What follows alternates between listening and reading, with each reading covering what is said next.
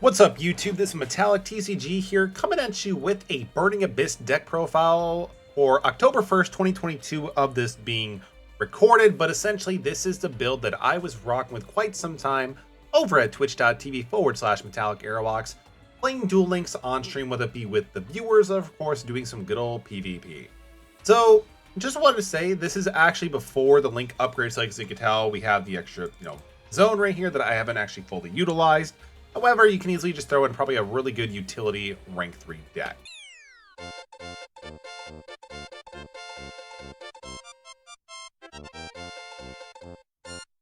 Extra deck monster. So, Burning Abyss is one of my personal favorite decks of all time. I've always loved it since it came out of Duelist Alliance. The contrast of how demonic that the card art looked at the time compared to everything else just really stood out to me. I like the summoning mechanic with the effect monsters. I thought Dante was a really cool card, and it just really looked really well. And over time, people truly realized how good Burning Abyss was, and it survived for quite a lot of formats, and is even still played today, almost 7 plus years after they were released. So here's my deck. There are some different choices here that I'll kind of go over as well. When it comes to the character, you can essentially use, I would either cycle between Yugi the Pharaoh with Destiny Draw, but you can also use Agami or Sarah, I believe her name is, with using Mind of Plana to be able to make your Farfa a permanent banish. So you can either use either character, you can play whatever skill you want, but this is just what I'm doing. This isn't supposed to be like the de facto best Burning Abyss deck profile, but this is just what I've been playing and having a lot of success and fun with. So I'm in danger. Let's jump into it.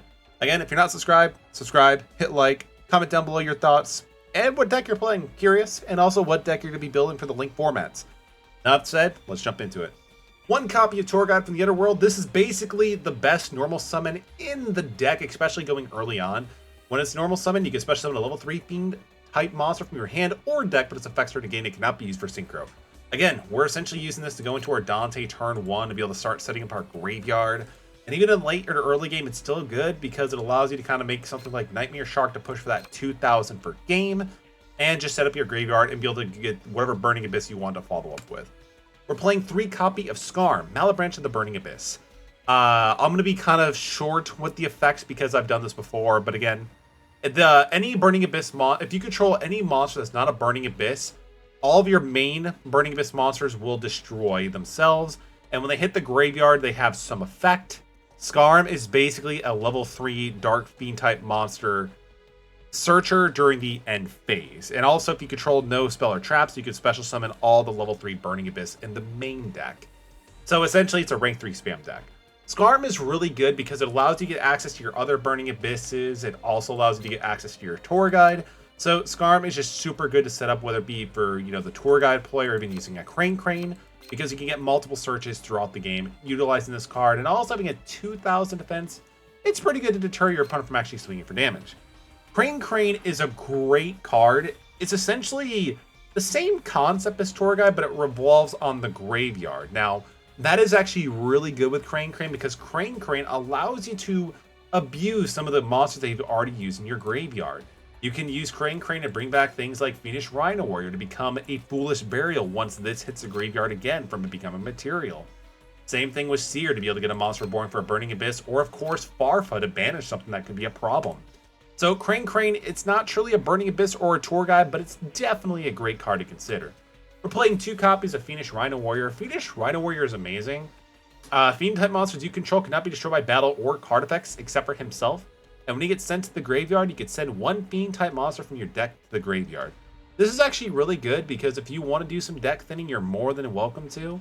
And Fiendish Rhino Warrior allows you to choose whatever you want to send. So if you need to have like a breakthrough skill, you can send Alich. If you need a monster reborn, you can send Seer. If you need to summon something from the hand, you got it Rubik.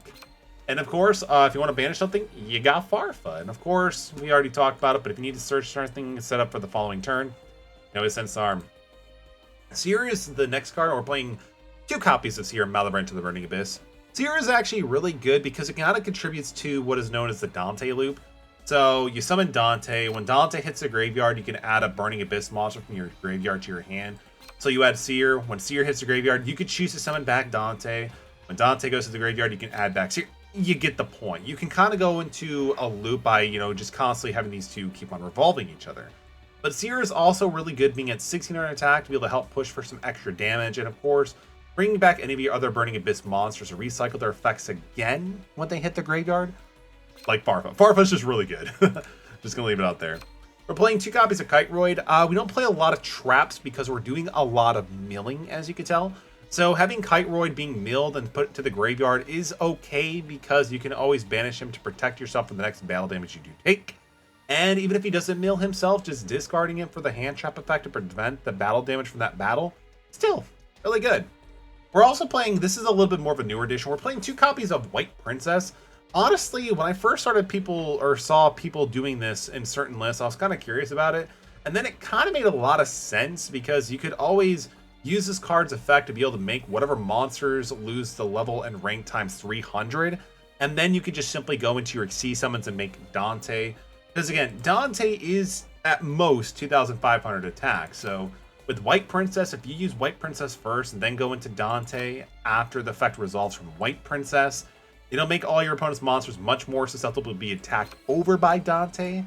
And of course, just be able to kind of protect yourself during, certain aspects in terms of battle. So she's actually pretty good at it too. I've actually enjoyed it so far. Not a bad idea. We're playing 1 Farfa. Again, when this card hits the graveyard, you can banish 1 monster on the field until the end phase. However, if you are using Agami or Sarah, if you're using the ability Mind of the Plana, send all of your opponent's banished cards to another dimension. It basically makes it a permanent banish at that point instead, which can be really good because sometimes when you are able to banish their monster off of Farfa, again, if you're not able to finish them off that turn, if their monster is coming back and we don't have a way to actually deal with it, again, being able to get that permanent banish can help resolve that issue. Playing 3 copies of Libic, Malebranche of the Burning Abyss. Again, we're trying to really capitalize on a lot of the good Burning Abyss monsters. So 3 Libic is good. When he hits the graveyard, you can special summon a level 3 Dark Fiend type monster from your hand, but its effects are negated. And that's actually really good because if we were to have something like, let's say Beatrice, Lady of the Eternal on the field, if Libic hits the graveyard, we could special summon something like Barbar, Alich. And because Libic is going to negate their effects, the clause where that they will destroy themselves if there's not a Burning Abyss on your side of the field, that doesn't trigger because the effects are negated. Because there will be times where you do have Beatrice, the Lady of the Eternal out, and she's technically not a Burning Abyss monster. So again, Libic is just really good to kind of stall and be able to get more monsters on the field without worrying of them destroying themselves by negating the effects. 2 Lich, Malebranche of the Burning Abyss. Again, it's basically a breakthrough skill. When it gets into the graveyard, you can negate 1 monster's face above the field and just negate their effects. Pretty good. We're also playing 2 copies of Rubik. Rubik is used because 1, it's another Burning Abyss, so we can just simply special summon by having no back row. And 2, it's our tuner for the deck, so it does help us bring out Virgil, Rockstar of the Burning Abyss. We don't go into Virgil too often, but when we do, it actually does make an impact, and having 2 copies of Rubik just make it easier, and of course, more Burning Abyss bodies to special summon to make your rank 3s. We're playing 2 copies of Barbar. So with Barbar being a level 3 with 1700 attack and 1000 defense, that's pretty relevant. It's just good because using something like, making a Dante, detaching Farfa, milling 3, using Farfa's effect, banishing your opponent's monster, special summoning Barbar with no back row. 25 plus 17 equals 42, so you can easily swing for some good damage. But again, 1700 defense, an extra level 3, what's more not to love? We're playing 2 copies of MST. MST is just simply there because we want to kind of get rid of our opponent's back row and just kind of push for damage. So this is a really good card to do it, especially if we have to deal with pesky back row, because this is our main form of back row removal besides the cards like Ghost or Galio card, which honestly I actually make Galio card quite a bit to deal with back row or even face down monsters. No kidding. We're playing 1 copy of Book of Moon. Book of Moon is just super versatile and whatever you want to do. It allows you to stop your opponent from synchro summoning. It allows to stop them from Xyz summoning. It can stop attacks. Depending on certain things, it can also act as like a pseudo effect negation if there's a monster that has its effects active while it's face up on the field. And if you really want to be cheeky and very suboptimal depending on the time, you can always use Book of Moon, put their monster face down, use Ghost or Galio card to pop the monster you just put face down, and go from there. We're playing 2 copies of Lightning Vortex. Discard 1 card, destroy all face-up monsters your opponent control. So not only can we destroy all their face-up monsters, but we can also discard a Burning Abyss and get the effect activation in the graveyard. So pretty good. We're playing 1 copy of Breakthrough Skill. Breakthrough Skill is really good because, again, we mill a ton of cards in this deck. So if you're milling Breakthrough Skill, you can essentially banish this card from your graveyard except for that turn it was sent there, and then get the effect off and just negate the effect of that monster that you control until the end of the phase. So again, it's one of those cards where you can use it natively and then use it again by banishing it. That is really strong in Burning Abyss, so taking advantage of that is very crucial. We're playing 1 copy of Virgil Rockstar, the Burning Abyss. You can only control 1 for some reason. I don't understand why that clause was made, but whatever. Once per turn, you can discard a Burning Abyss card, then target a monster your opponent controls or in their graveyard and shuffle it to the deck. This card in the field is destroyed by battle or card effect and sent to the grave. You can draw a card. So I like how it kind of replaces itself upon destruction, but again, the fact that you can shuffle something back into the deck is really good, because there are going to be times where your opponent will summon a boss monster that can't be destroyed by battle or card effects, so spinning it back to the deck is one of the best things you can do. We're playing 2 copies of Dante. So once per turn, you can detach material, choose 1 to 3, then mill that many cards against 500 attack. And then after this card attacks, it is changed to defense mode. If this card is sent to the grave, you can target a Burning Abyss card except for himself and add it to your hand. And keyword, except this card. So technically, if you have a second copy of Burning Abyss in the graveyard, you can actually grab the other copy of Dante Traveler, the Burning Abyss.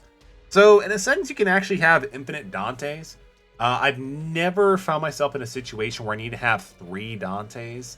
I would always find myself just simply, recurring them if I really needed to. But again, Dante Traveler, the Burning Abyss is a heart and soul of the deck. It gets things moving. It's your boss monster. So having 2 is great. 3, you don't need a 3. We're playing 1 copy of 47 Nightmare Shark. I like Nightmare Shark because you can detach 1 material and then target a water monster you control, and it can attack directly. So essentially, Nightmare Shark is good just to go for that 2000 attack directly. And also, it's a monster you can just detach and use its effect whenever. It doesn't require specific destruction or certain conditions to detach a material. Because sometimes that's all you want to do is get your Burning Abyss in the graveyard, right? Like, for example, with Phantom Knight Breaksword, you have to destroy monsters. With Alucard, you have to destroy a face down. This one, you can simply detach its material and use it whenever. So it's really good in that aspect. Playing 1 copy of Beatrice. So essentially you can exceed some of this card by sending a Burning Abyss monster from your hand to the grave, then using a Dante monster as a material. So essentially discard any Burning Abyss monster, use Dante, you're good to go. If it's summoned this way, the only downside though is that you cannot use its native effect, which is once per turn, you can detach a material, send 1 card from your deck to the graveyard. That is amazing because what it allows you to do is have basically a quick play spell variant of like something like Foolish Burial. So choosing to have any Burning Abyss monster get sent to the graveyard is huge, because depending on the situation, you can always have, your Beatrice act as kind of like a Farfa. It could act like an Alich, it can act like a Seer. There's so many possibilities that it can do. And of course, when it does is destroyed by opponent's battle or card effect, you can special summon 1 Burning Abyss monster from your extra deck, ignoring its summoning conditions. So you can summon, Dante, you can summon quite a bit of things too. You could even summon Virgil, I guess, in this sense, if you want. Or even the Dante Fusion monster. Is that actually in Duel Links? Dante, no, it's not in Duel Links yet. It could be, I just don't have it because I'm a scrub. But either way, Beatrice is great because in the fact that if something does happen to her, she can replace herself. We're playing 1 copy of Phantom Knight of Breaksword. This is just kind of like a good variant for level 3s for Diamond Direwolf. Once per turn, you can detach an exceed material from this card, then target 1 card you control and 1 card your opponent controls and destroy them. So often at times, you might have to destroy, Phantom Knight of Breaksword himself. You could destroy Burning Abyss monster and get the effect in the grave. So there's quite a bit of things you can and can't do with this card, but it's just good to kind of like, for target removal. Again, we don't go into Break Knight too many times, but it's always good to have an option. Ghost Trick Alucard is the final card. Monster, and again, this doesn't really apply with the whole Ghost Trick effect. The main thing that we really use him for is that we can detach a material, and then we can be able to destroy one of our opponent's face-down cards. That is actually really good because in addition to destroying, like, back row, it can also get rid of face-down monsters. Sometimes that's just all that you really want to do, and I'm pretty grateful for that. So he is actually pretty good. And in terms for the 8th card, just looking through here, there's quite a bit of options. If you wanted to, you can go with the wind-up Zen mains. If you wanted to, you can always go with Leviathan the Sea Dragon. Leviathan is actually pretty good, and if you wanted to, technically, you could use him in tandem with Farfa, the Burning Abyss monster, but I just don't know how often it will be going through. You know, is that 17? You can add your third copy of Dante. This is just a small list of the level 3s you do have here, but there are quite a bit of different options. Really just depends on what you're going with through. But we'll find out something. For the sake of this video, let's just do Zen mains if I want to stall. But there you go, everybody. That is the Burning Abyss deck profile that I've been kind of rocking with when it came with before links. Again, as we do get more and more generic level 3 support, or even just Burning Abyss support, I will be doing updates and posting them here on this channel. If you do enjoy this content, definitely let me know by supporting it with a thumbs up and a comment, just because it lets me know what kind of things people like to see. Feedback is always good, and I appreciate that. And if you want to see and also even duel against me live, I'm usually streaming Duel Links every Sunday at twitch.tv/Metallicaerox. Would love to have you be a part of that growing community, and I'm very proud of it as well. Again, everybody, thank you so much for watching. I hope you have a wonderful day. Take it easy, and I'll see you guys in the next deck profile video.